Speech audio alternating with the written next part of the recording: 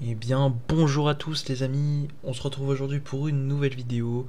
Donc une vidéo pour parler de la possible descente d'air polaire qui se prépare, sur la France, qui se crée progressivement sur la France, sur les modèles.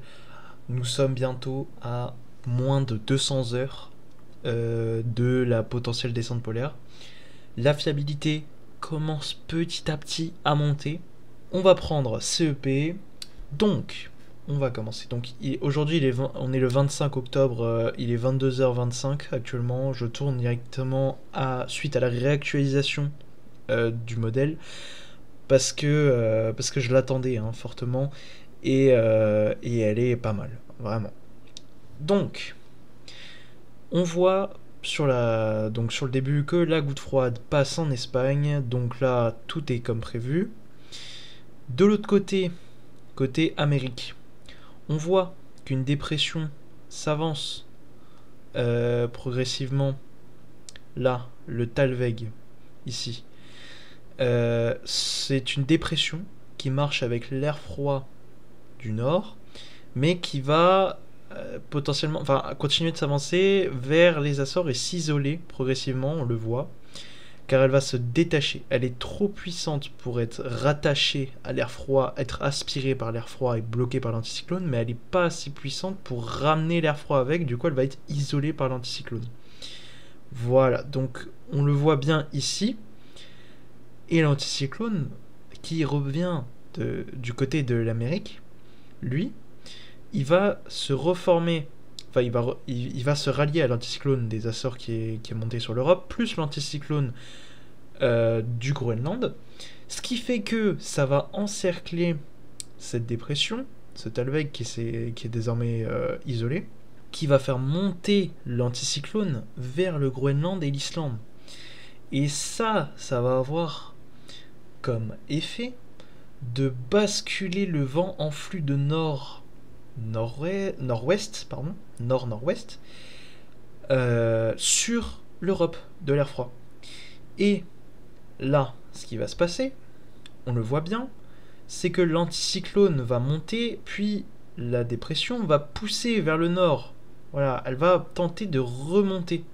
Donc pousse l'anticyclone vers le nord, du coup l'anticyclone en poussant vers le nord va pousser l'air froid à plus un flux de nord-ouest, mais un flux limite de nord. Et ce qui va le pousser à descendre progressivement sur l'Europe centrale, enfin d'abord de l'Est, puis centrale, puis l'anticyclone va tellement pousser qu'il va transformer le flux en nord-est. Et là, le froid va débouler sur la France, car il est aspiré par une dépression qui se forme dans la Méditerranée, comme ça, et l'anticyclone qui tourne comme ça, dans le sens des aiguilles d'une montre, et une dépression dans le sens inverse des aiguilles d'une montre, va faire que l'air froid va être directement aspiré de la Scandinavie jusqu'à la France, pour former une goutte froide potentiellement humide sur la France, isolée sur la France, bloquée par un anticyclone scandinave et alimentée par un flux d'Est, limite un Moscou-Paris là. Là, on a limite un Moscou-Paris. Et ça va se ressentir au niveau des températures en altitude. Donc, on voit là que l'air froid déboule, hein, littéralement sur l'Europe. Et là, la France entièrement dans l'air froid. La France qui est dans des masses d'air pour l'ouest de 0, même pas de -2 à -6. Et pour l'est, de -6 à -8. Là, on est sur des réelles, des vraies températures vraiment en altitude hivernale. Là, la neige en pleine possible. Hein. On aurait même des températures pouvant aller à -10 au centre. Bon, ça c'est en altitude. Maintenant, si on regarde au sol, quels vont être les changements. Donc là, on voit qu'il va faire encore très doux, hein, jusqu'à des 19 degrés encore pour lundi. Et d'un coup, quand l'air froid va arriver, on le voit bien. Hein, là, samedi c'est l'arrivée de l'air froid. Samedi, là, les températures samedi matin vont être déjà presque au niveau des gelées dans le nord-est. Bien sûr, ça sera à confirmer, hein, mais suite à ce scénario, les températures seraient déjà froides. L'après-midi, pas plus de 7 degrés sur 7-8 degrés sur une bonne grosse partie du pays. La nuit, les premières gelées, hein, dans le nord-est. Le lendemain, des températures, excusez-moi, hein, mais là c'est des températures véritablement hivernales, hein, pour le nord-est du pays.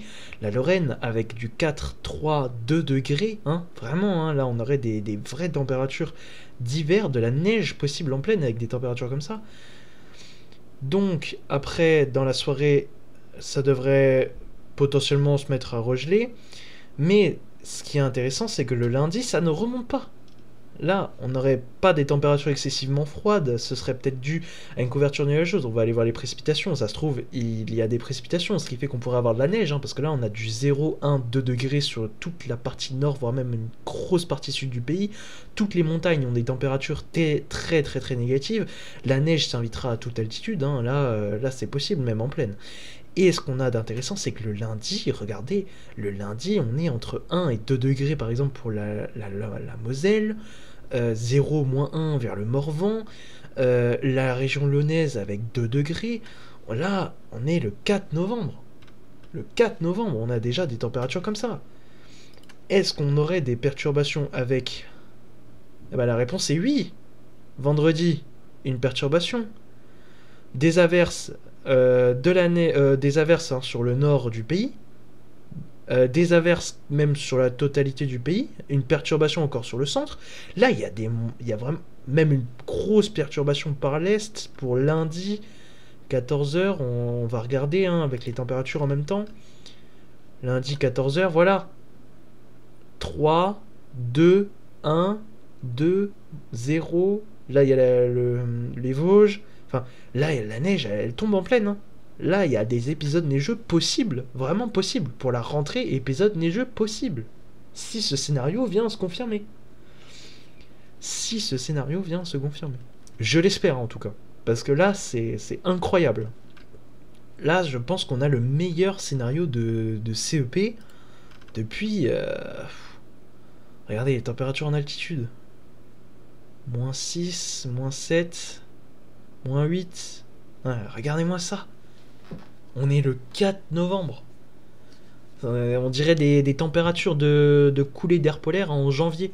Là, on a de quoi faire un bel épisode neigeux, un bon coup de froid. En plus, si ça s'isole sur la France en coup de froide, avec un anticyclone scandinave qui bloquerait l'avenue de perturbation, avec un vent d'est qui relie le froid des masses d'air scandinaves, de Russie, etc., à la goutte froide en France. Mais là, on aurait une synoptique de froid qui pourrait s'installer, possiblement durer sur le pays. Mais là, c'est encore à voir. On rappelle que la descente est prévue elle toucherait la France à environ 170 heures, plus 170 heures. On arrive sous les 200 heures. Et jusqu'à 200 heures, on constate que là, ça pourrait vraiment bien s'installer sur le pays. Voilà. Donc tomber même jusqu'en Espagne. Hein. Voilà, hein, j'ai pas dit, mais il n'y a que la France qui m'intéresse pour le coup, moi. Mais là, c'est magnifique. Hein. Franchement, c'est vraiment là, je suis vraiment content de voir des températures qui bloquent. Alors, ok, on n'a pas de fortes gelées, hein. On a du 0, -1, 1, voilà, on n'est pas sur le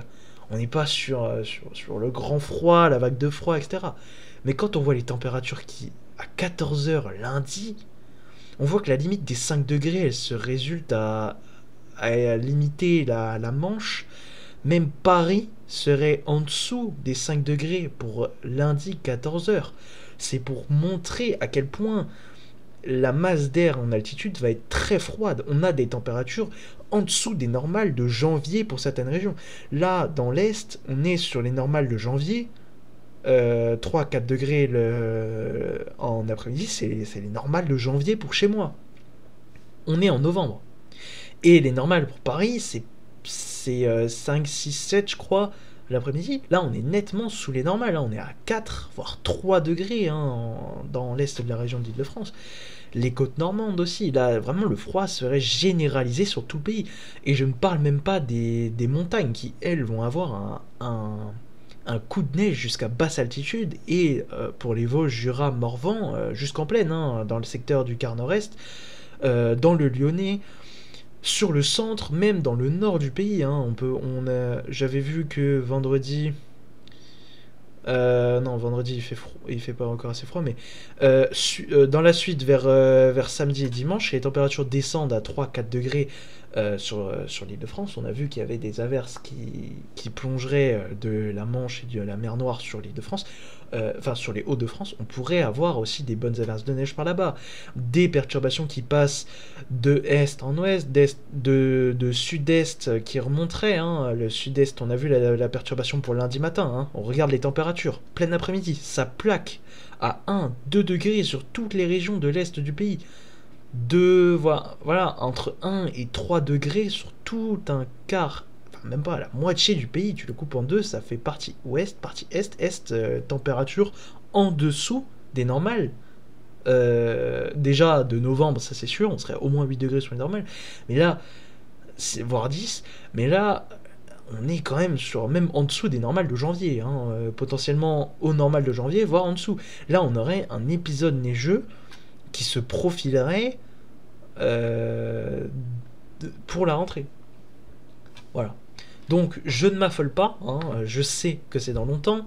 Je vous demande pas de me croire, parce que je sais que dans ma dernière vidéo, il y en a qui ont dit oui, il dit des conneries. La chaîne météo, elle a dit qu'il fera doux, qu'il fera pluvieux, machin. Enfin, j'ai eu des commentaires qui, voilà. Ce que je dis moi, c'est pas ce que j'invente. Je lis, je vois, hein, je constate ce qu'il y a sur les modèles. Je constate ce qui pourrait nous arriver en fonction des températures, des précipitations, des masses d'air. Je vois que la fiabilité n'est pas exceptionnelle, mais je vois que CEP, qui est censé être fiable à moyen terme, là, à moins de 200 heures, à 170 heures, on nous voit la descente bien pile sur la France, alors que la réactualisation d'avant, il la voyait quand même limitée à un quart nord-est du pays. Et encore, c'était sur l'ancienne réactualisation, les températures là étaient plus pour l'Allemagne et les températures là étaient sur le nord-est. Donc on avait du froid dans le nord-est, mais le gros était sur l'Allemagne et c'était très anticyclonique. Aucune perturbation, même des averses, ça aurait été compliqué. Là, ça change totalement. Là, il nous voit une goutte froide s'isoler. Je vous la remets. Il voit une goutte froide se former dans le sud du pays, avec une influence continentale, un anticyclone qui serait bordé dans le nord-ouest, hein, mais des perturbations bel et bien possibles pour tout le quart est du pays, sud-ouest du pays. Il n'y aurait que l'extrême nord et la quart nord-ouest en plus large partie qui serait quand même relativement exclu de cette tendance très hivernale, même si ce quart nord-ouest serait quand même dans des conditions vraiment hivernales. Rien n'empêche d'avoir de la neige jusqu'en Bretagne, mais c'est beaucoup moins de chances d'avoir de la neige en Bretagne qu'à Metz ou à Strasbourg. Voilà. Ou même à Lyon, ou même on peut descendre loin, hein, Poitiers, par là, Bordeaux, Toulouse. Ouais, ça m'a l'air un peu compliqué, mais après à voir, hein, il suffit que le cœur ne soit pas ici, mais ici, que le froid soit encore plus bas, et on pourrait avoir de la neige jusque là. Donc ce qu'on constate, c'est que là, le scénario de CEP, mais il est incroyable. Voilà, j'ai rien d'autre à dire. J'espère juste qu'il va le garder, hein, parce que ça me ferait chier de perdre un scénario comme ça. Parce que là, c'est quand même pas mal, hein. Vraiment, vraiment pas mal. Donc, moi j'y crois, hein, donc c'est normal que je sois très énergie. Ah oui, donc du coup, on parlait tout à l'heure des températures possibles pour le sud, on voit que oui, donc de la neige par là, ce serait un peu compliqué, même si ça frôlerait les gelées quand même. Dimanche matin, lundi, ouais non peut-être pas lundi, mais en tout cas pour tout l'est du pays, ça va être, si vous êtes fan de froid, d'hiver, de neige, oh, ça va être magnifique. Si ce scénario se confirme, hein, j'insiste vraiment dessus parce que dans mes précédentes vidéos, il y en a qui, voilà, si ce scénario se confirme, franchement, ça serait incroyable. Vraiment, on débuterait novembre avec peut-être une des meilleures périodes de l'hiver. Le 4 novembre, ou le 1er novembre, entre le 4 et le 1er, et voir, hein, peut-être ça peut tenir jusqu'au 10, le temps que la goutte froide soit s'atténue sur le continent, donc voilà, hein, vers les pays de l'Europe de l'Ouest, ou alors se fasse bousculer par l'anticyclone, ou qu'il y ait encore une deuxième descente qui perfore l'anticyclone scandinave, mais ça j'y crois moyen quand même, mais là on pourrait avoir un bon 10-15 jours de froid, vraiment de froid, un vrai froid, avant de récupérer la suite. On ne sait pas, ça va être quoi la suite, on ne sait pas. On a déjà une fiabilité assez moyenne, au-dessus de 200 heures.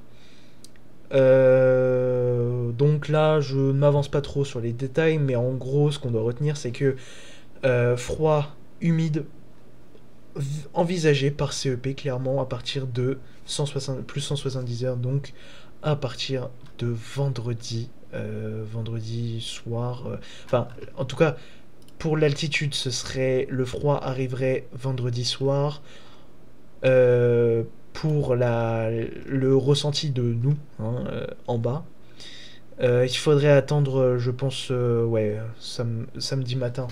La première fraîcheur arriverait, je pense, samedi matin. Merci d'avoir suivi cette vidéo. C'est un réel plaisir pour moi là, de faire cette vidéo parce que vraiment, j'ai pas l'habitude de tourner à cette heure-là, mais quand j'ai vu l'actualisation, je me suis dit, je peux pas laisser ça passer. Faut que la vidéo elle soit prête pour. Bah, du coup, vous l'aurez samedi matin. Mais là, je peux pas laisser passer ça. Là, le scénario, il est trop beau. Je veux pas que ça se réactualise, que ça change. Je ne sais pas ce qui va arriver par la suite. Je sais pas si ça va se poursuivre sur plusieurs jours et que ça va se confirmer, que tout le monde va se rallier à CEP. Là, ce serait le rêve incroyable.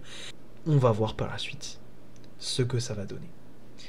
Merci d'avoir regardé. N'hésitez pas à liker, vous abonner, commenter, partager et me donner votre avis en commentaire. Soyez respectueux, s'il vous plaît. Ciao.